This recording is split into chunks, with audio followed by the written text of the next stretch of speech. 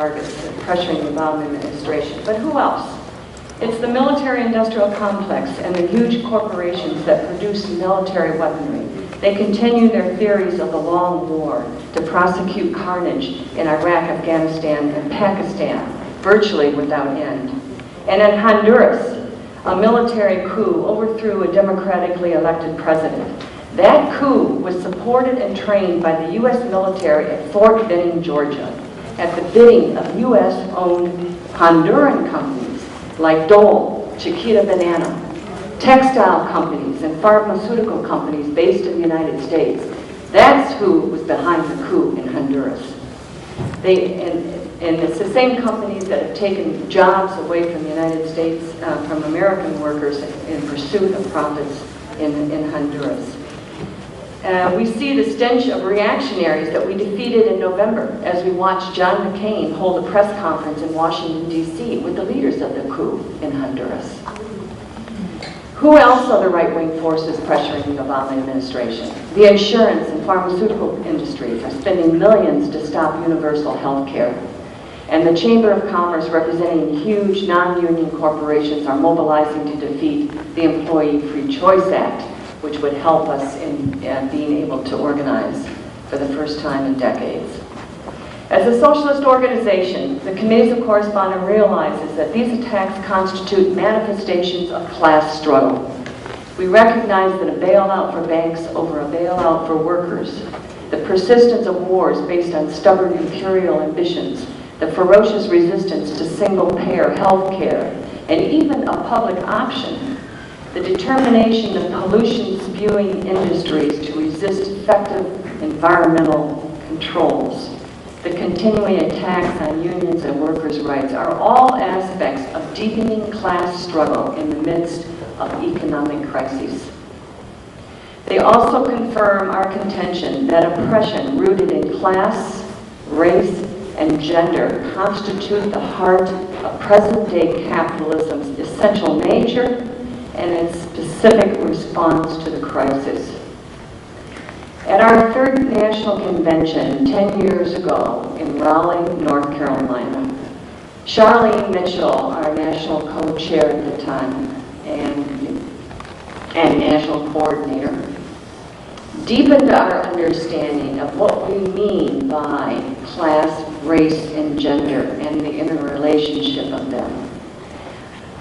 It's based on our view of what the most significant social forces are in the country, i.e. those forces that must be brought into unity as a precondition for revolutionary change. The multinational, male-female, working class on the one hand, and the oppressed nationalities on the other. It needs to be hammered home that women, within and without the workplace, are exploited and oppressed. The failure to achieve equality for women will continue to divide the working class and the people's movements. The failure to achieve equality of oppressed peoples will continue to divide the working class and the people's movements. Without these three forces, there will be no fundamental change in the United States.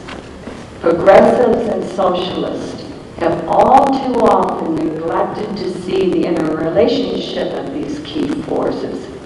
We can continue to do so only at the peril of meaningful change, even for democracy, let alone democracy and socialism. With this strategic understanding in mind, the need to sustain and strengthen a progressive majority will require the unity of a left committed to those aims. It requires efforts to unite left and center through effective political education and joint action. It requires principled and clear criticism and pressure from the bottom up of the Obama administration, where required, while working to isolate and defeat the right wing that is intensifying its racist anti-working class tactics. So we hope that yesterday's symposium and the convention will contribute constructively and effectively to left unity. we reiterate that the committees will work tirelessly for left unity based on shared commitment to build and consolidate the progressive majority. As was said yesterday, I think very well, life itself is giving rise to the need for left unity.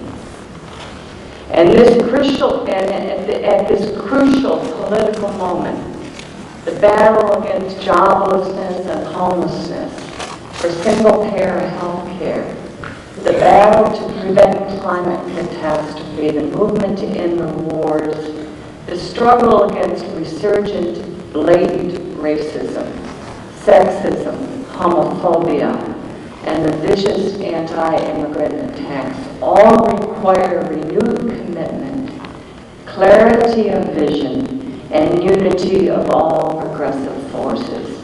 To that end, we dedicate this convention. All right.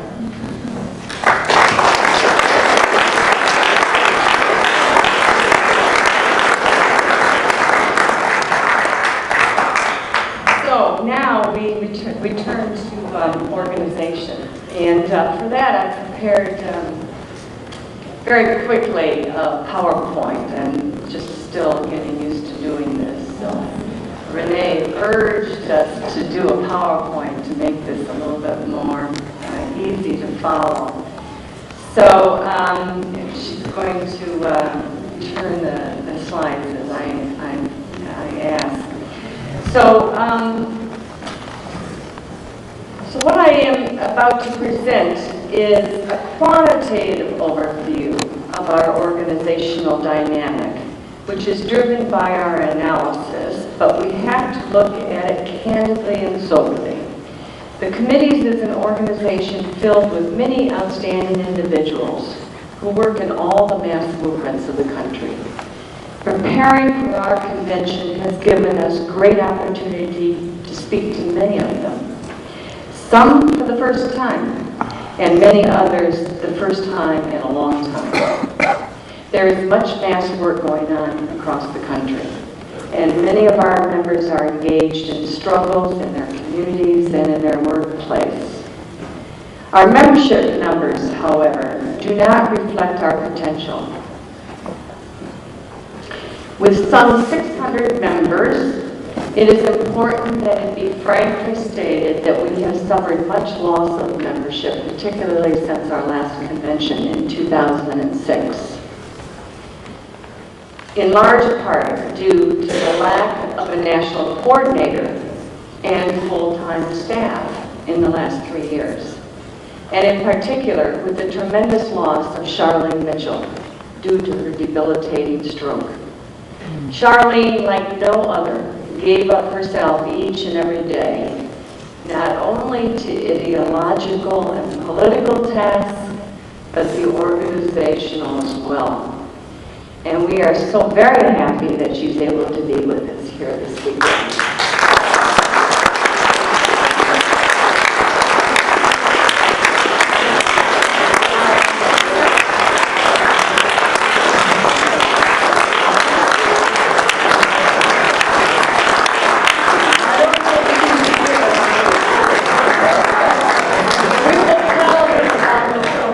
But you will have the opportunity later tonight to pay tribute to Charlene. We have a special program that's going to be great.